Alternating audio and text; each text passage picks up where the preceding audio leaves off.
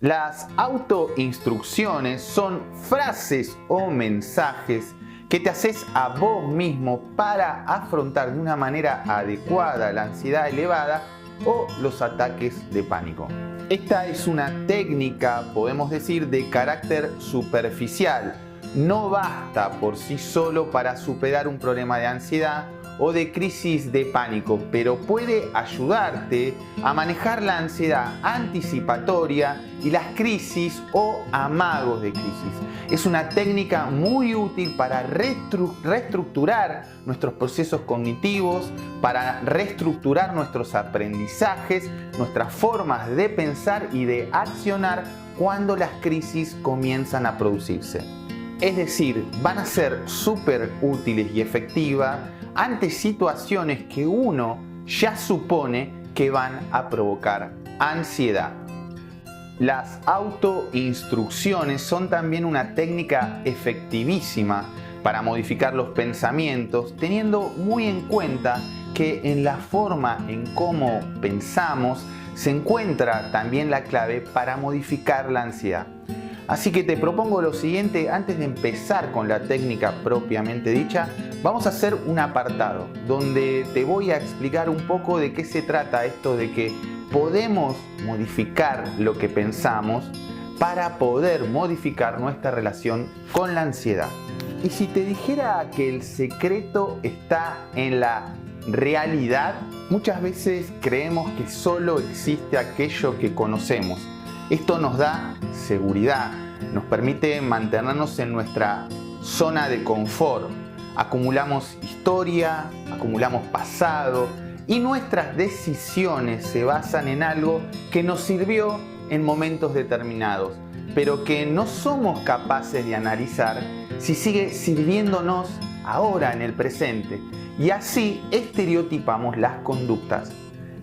¿Entendés la relación con la forma que tenemos de accionar ante la ansiedad? En un determinado momento, en un determinado o determinada etapa de nuestro aprendizaje, fue lo que pudimos hacer ante la ansiedad, fue lo que aprendimos a hacer ante la ansiedad.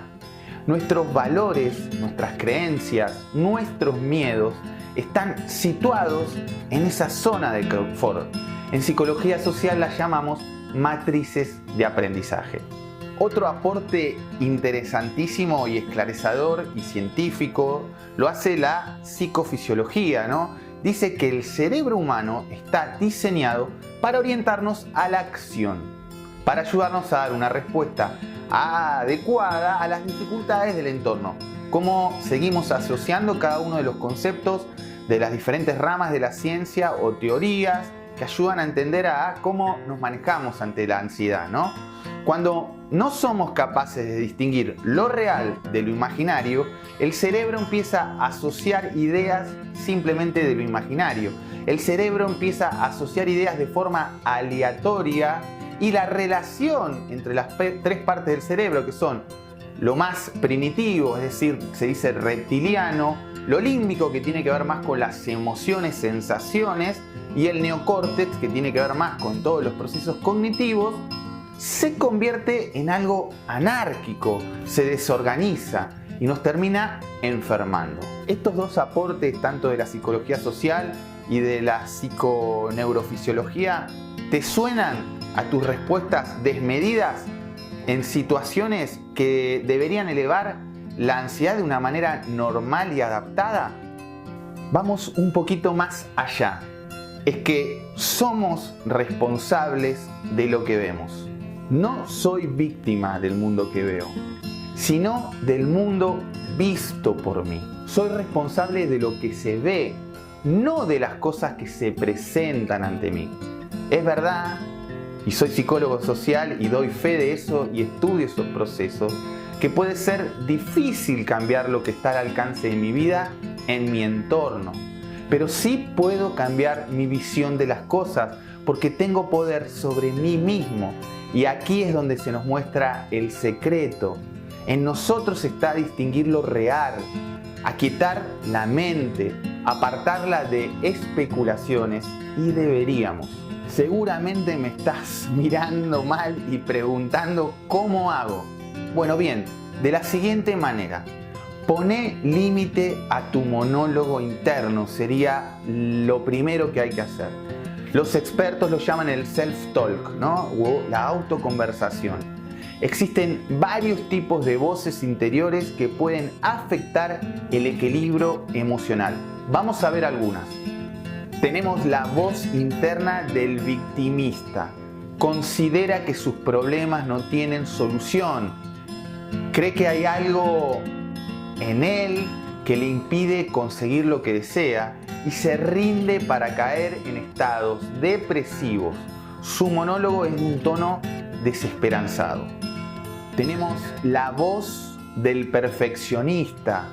No se da tregua y es intolerable con sus propios defectos y dependiente de las valoraciones externas. También es propenso a estresarse a causa de la continua presión que se impone. Entonces, ¿cómo una persona que tiene diálogos internos de manera perfeccionista y con mucha presión constante no va a terminar con estrés o va a vivir las situaciones con elevada ansiedad? Y después está la gran conocida voz del preocupado. Imagina la posibilidad más amenazante. Siempre todo es en tono amenazante, peligroso. Se mueve continuamente, hipervigilante y en alerta. Todo el tiempo su sistema de ansiedad está en alerta, está activado. Por último, vamos a hablar de la voz del crítico. Tiene la masa siempre levantada para darla contra su autoestima. Su monólogo interno es del tipo: soy un inútil, podría haberlo hecho mejor, siempre ir por lo malo, siempre en la acción selectiva de lo malo, subraya lo negativo y siempre obvia lo positivo.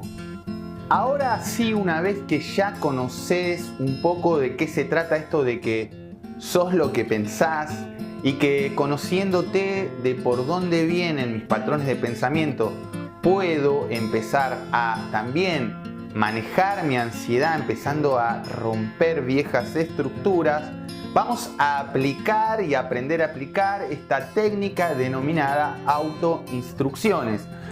La forma más frecuente de utilizarlas, el protocolo estandarizado para llevarlas a cabo, consiste en que confecciones una o varias hojas para llevarlas con vos y leerlas al aparecer los primeros síntomas de ansiedad, con el propósito de que te ayuden a contrarrestar tu tendencia automática a hacer interpretaciones, valoraciones catastróficas cuando notas las sensaciones temidas. Si lo preferís, podés hacer tarjetitas más pequeñas con ideas que creas que puedan resultar útiles para el manejo de esas sensaciones. ¿Viste cómo aparece una y otra vez tu postura activa y creativa frente a tu problema? Estas ideas podés memorizarlas. Siempre aconsejo empezar con tarjetitas y con hojas para hacer un acto de lectura, de concentración, de distracción al momento de hacerlo, más efectivo que el simple hecho de memorizarlo. Deben incluir el círculo vicioso de tus crisis, que ahora voy a pasar a explicarte, y que te recuerden la utilización de las técnicas de control de ansiedad aprendidas hasta ese momento. Ahora vas a ver y entenderlo mejor. Hablemos del círculo de la ansiedad, un apartado importantísimo, trascendental, fundamental para conocer y para poder empezar a partir justamente del conocimiento, transformar la ansiedad y ese círculo que provoca la ansiedad. La percepción de un peligro real o imaginario activa un sistema automático de alarma que tiene una función de supervivencia al preparar a tu organismo para la lucha, como ya vimos, o la huida. Pero muy bien, ¿qué pasa? En ocasiones esa misma reacción de alarma puede asustarnos, porque genera sensaciones internas inusuales que podemos malinterpretar como peligrosas, como los de la ansiedad o del pánico. Esto ya lo vimos, pero no es para nada negativo volver a recordarlo para seguir creando aprendizaje, internalizando el conocimiento, que vaya quedando en nosotros y que no se vaya nunca más. Vas a ver en este recuadro que resume esta serie de procesos que, si los podés ver, nos dice que al notar determinadas sensaciones creemos que nos está pasando algo peligroso y reaccionamos con el mismo temor y ansiedad como si fuera cierto. Vamos a dar un ejemplo: el latido del corazón ante una situación particular que a la mayoría de las personas nos pone algo o muy ansiosos. Ir a pedir un trabajo. Da miedo lo nuevo, da miedo lo desconocido. Se nos acelera a partir de ahí un poco los latidos del corazón. Pero esos latidos comenzamos a interpretarlos como algo catastrófico, es decir, voy a sufrir un infarto, se me está saliendo el corazón. Y aquí se produce la activación de este sistema de alarma que va a incluir que las sensaciones iniciales aumenten y esos primeros latidos del corazón aumenten. A partir de aquí van a aparecer otros latidos y más latidos, y esto vos lo vas a tomar como la confirmación justamente de que te está pasando algo terrible. Algo terrible te está sucediendo y volvés a alimentar esta serie de eventos. Vuelven a comenzar, pero de una manera más aumentada. Vuelven a haber cada vez más sensaciones, cada vez más interpretaciones catastróficas, y generalmente esto termina con mucho desgaste psíquico y físico. Ya dijimos que la ansiedad no es mala, la ansiedad nos prepara para sobrevivir. La cuestión está cómo nuestra mente, a partir, por ejemplo, de cuestiones genéticas o comportamentales, de aprendizaje, ante situaciones de la vida, reaccionamos de una manera desmedida y empezamos a generar a partir de ahí patrones de conducta de este estilo. Es decir, aquellos primeros aprendizajes que fueron justamente condicionados por lo genético o por aquellas personas que nos enseñaron a actuar ante la ansiedad, se empiezan a rigidizar y empezamos a utilizarlos cada vez que se despierta cada vez que en alguna situación, se nos despierta la ansiedad. Querida amiga y amigo, si la ansiedad no es mala, no tenemos que tenerle miedo. Lo que vamos a buscar con este tipo de herramientas es a aprender a controlarlas para mantenerla en niveles deseables. Pero siempre teniendo en cuenta que no pretendemos eliminarla por completo, ya que además de ser totalmente imposible, es conveniente experimentar cierto grado de ansiedad. Es útil y necesario. Ahora vamos a ver algunos ejemplos de autoinstrucciones que llevarías anotado en tarjetas o en una hoja y que podés terminar memorizando, no en un primer momento, pero podés terminar memorizando y, como me gusta a mí utilizar la frase, internalizando. Una buena frase inicial es la de: recuerda que tus sensaciones son solo una exageración de las sensaciones normales en la ansiedad que aumentan porque pensás que estás en peligro. Otra podría ser: estas sensaciones no pueden producirte ningún daño. Deja de aumentar tu miedo con pensamientos catastróficos que no tienen ninguna base real. Tenemos otra que dice: no luches contra tus sensaciones ni trates de evitarlas. Aceptalas como algo normal y ya van a pasar. Esta es una que me gusta mucho, que dice: cuando empieces a notar las sensaciones, es el momento de trabajar en romper el círculo vicioso y comenzar a eliminar los síntomas. Esta es fabulosa y dice: puedo elegir lo que pienso, y si pienso en forma positiva, me voy a sentir bien. Yo te aseguro que con el entrenamiento y la práctica de estas técnicas, las crisis anticipatorias, la ansiedad anticipatoria va a desaparecer, y esto va a ser más tolerable enfrentarse ante situaciones que, quieras o no, van a provocar ansiedad. Vas a dejar de hacer falsas evaluaciones de peligro para que no se active tu sistema de alarma, de ansiedad y de pánico cuando no necesitas que se active, es decir, cuando no estás en una situación de peligro real.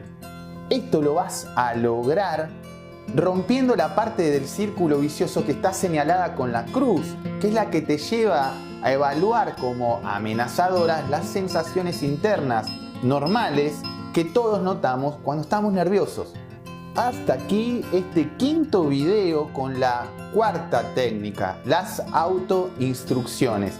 No olvides de poner en juego tu creatividad, de modificar lo que tengas que modificar a tu entender. Pero sí aplicalas con la idea firme de transformar cómo reaccionás ante la ansiedad. Y más luego de haber visto de forma lo más clara posible que intenté cómo funciona el proceso de mal manejo de la ansiedad. Te espero en el próximo video con la última técnica de este curso breve que se denomina imaginación positiva. ¡Chao!